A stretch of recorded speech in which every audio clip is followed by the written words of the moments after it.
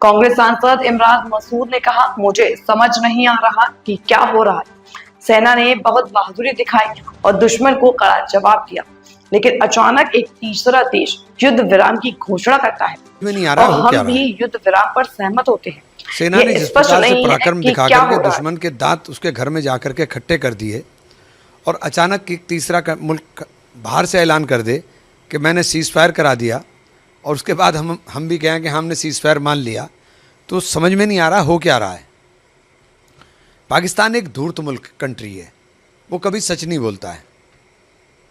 इधर cease fire का ऐलान हो रहा था, उधर सीज फायर तोड़ा जा रहा था, तो समझ में नहीं आ रहा। इसीलिए तो कह रहे हैं कि आप सत्र बुलाई जब पूरा देश आपके साथ खड़ा, पूरे देश ने एक स्वर में कहा कि हम सरकार के साथ हैं, विपक्ष ने कहा कि आपके हर फैसले के साथ हैं और आप कड़े से कड़ा एक्शन लीजिए और मुंह तोड़ जवाब दीजिए आतंकवाद को, आतंकवाद की जड़ को समाप्त करने का काम करिए।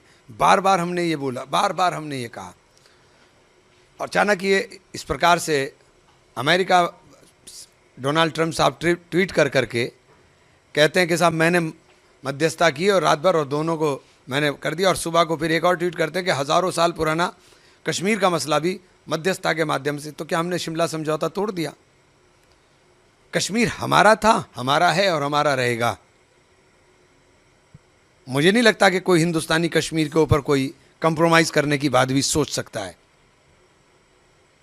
एक हिंदुस्तानी होने के नाते सबसे पहला अधिकार हमारा जो कश्मीर के ऊपर है, कश्मीर हमारा था, उसके ऊपर हम लोग बर्दाश्त नहीं कर, तो हमारी समझ नहीं आ रहा। हम इसीलिए कह रहे हैं कि प्रधानमंत्री जी इसको सामने आकर